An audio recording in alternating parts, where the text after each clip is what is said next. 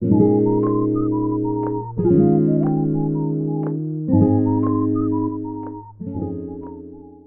everyone, welcome back to my online diary. If you're new here, hello, my name is Reba. If you're not new here, well then, hello, welcome back. So in today's video, we're going to be talking all about my appointment and my heart monitor. So a couple of days ago, I went to the cardiologist, and it was because I think I have something called POTS, which is postural orthostatic tachycardia syndrome. I'm having problems with standing up and sitting up and doing things that are completely normal. Like, for example, just going in the kitchen to make a turkey sandwich. It seems so difficult. I know. But yeah, it's a struggle just to do simple things. So I was like, this is not normal. This is not okay. This is not normal. So I decided to get an appointment with the cardiologist. It's my first time ever going to the cardiologist, so I didn't really know what to expect. But basically, hopefully the dog is going to start barking soon. So before I was brutally interrupted by the dog barking, when I went into my appointment, they checked my blood pressure, and then they asked me a few questions, and then I had to fill out this paper that had a long list of things that could possibly be wrong with me. It was like, are you experiencing headaches, chest pain, vision problems, and all sorts of stuff like that. So I filled the paper out and gave it back to the nurses, and she was like, okay, we're gonna do like a test with you laying down and then sitting up and then standing. And I was like, okay. And so they did a test with me, and they checked my blood pressure when I was laying down and my heart rate, and then they checked my blood pressure when I was sitting up and my heart rate, and then they checked my blood pressure when I was standing. And each time it was like different. So when I was laying down, my heart rate was like normal, like 80 something, and my blood pressure was very low. It was like, I can't remember the top number, but the bottom number was like 60. I don't really know if that's super low, but yeah, sometimes I have high and low blood pressure, and I don't think that's normal. So yeah, that's why I went to the cardiologist. But they did that, and she was like, oh, okay. And so then the doctor came in, and I basically just told him what was going on with me. Like, I have problems getting up, going to the bathroom. Like, I'm so out of breath, and I'm so exhausted just by going in the kitchen to make a sandwich or make some ramen noodles or just to get something to drink. Like, I'm so exhausted, and going to the mailbox, it's a challenge. So I told him all these things, and then he was like, you had these problems before? And I was like, no, this is my first time. Even though I have lupus and other chronic illnesses, I never had a problem with like standing up and going to the bathroom. Like, that's never been an issue with me with lupus. So I knew goodness well this was nothing to do with lupus. He told me some things that I need to probably do, such as taking more salt. He was like, most cardiologists will tell you not to eat salt, but you need to eat salt. You need to eat a lot of salt. You probably need to eat more salt than the average person. I was like, okay. And then, sorry, brain fog's coming in. And then he was like, and now you need to drink like 4 liters of water. I'm like, what? 4 liters of water? Are you crazy? But no, I didn't really say that. But 4 liters of water is a lot.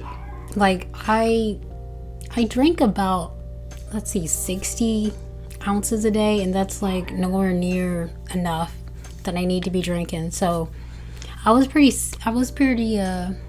shocked when he said 4 liters of water, but I knew it was really good for my body. So he's a doctor, so he must know something.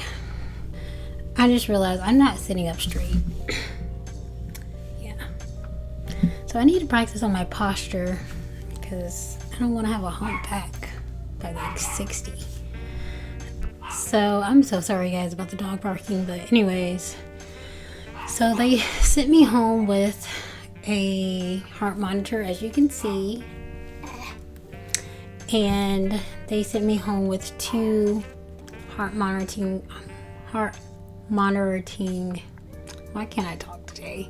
They sent me home with 2 of these, and basically, because I have to wear this for 30 days, which is a long time, and I switch this out every 7 days with a new one.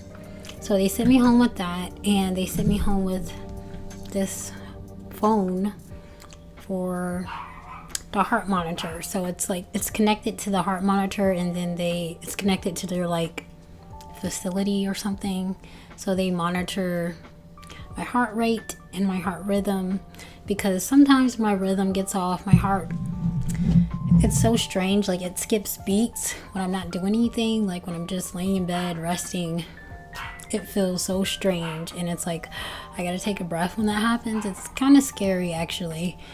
Hopefully they can figure out what's going on with me, because this is kind of scary and it's exhausting in a way. But this is what it looks like. If you guys can't see it on my chest, you just put this on, you rip it off, and you clean your chest. If you have hair, then I'm assuming you gotta shave, because it might not stick up there right. So you clean it off, and then you wipe it with an alcohol wipe, and then you stick it on, and they'll tell you what to do at the cardiologist, or you can probably just call the number that's on your box, and they'll tell you step by step on the phone how to replace your heart monitor. And so yeah, that's what's been going on, and that's what happened at the appointment. And if you're a person that has issues like me and you have to wear a heart monitor, or if you're about to get a heart monitor, just know that everything's gonna be okay. Even if you got the baddest news, you'll make it. Just hang in there and don't freak out. Because panicking will just make matters worse, and try not to stress. But I am sorry that if you have to go through this, because I know it is a struggle. Like, you know, it's a struggle not knowing what's wrong with you. It's a struggle not having a diagnosis, and you want to know what's wrong with you, and you want a diagnosis. I definitely want a diagnosis, but I want the right diagnosis. I just don't want any old diagnosis. So yeah, I'm hoping for the best. I'm hoping it's not that serious, though. POTS is, I think it is pretty serious. I know some people have mild to severe. I think mine is pretty severe, because I have to use a wheelchair to get around to the kitchen, to the bathroom. It's definitely a struggle, and it's hard, but I try to look at the positive and focus on what I can do versus focusing on what I can't do. Because if you focus on what you can't do, that's going to really bring you down a lot. So just focus on the things that you can do and try to be positive. But I understand that you're going to have your days. You're going to have your bad days. You're going to have your days when you just want to cry, and that's okay. It's okay to cry. It's okay to feel those emotions, you know, and just let it flow. But yeah, sorry that you're going through this, and I wish the best for you. And yeah, so I hope you guys enjoyed this video, and I hope that you learned something from this video, and I hope you have a good day. Peace.